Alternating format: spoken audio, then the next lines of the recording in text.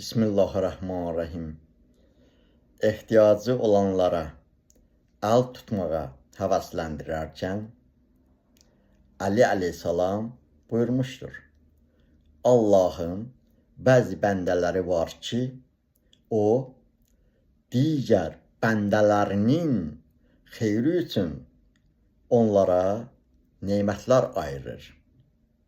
Onlar nə qədər ki, həmin nemətlərdən ehtiyaclara və əl altında olanlara bağışlayırlar, Allah həmin neməti onların əllərində saxlayır.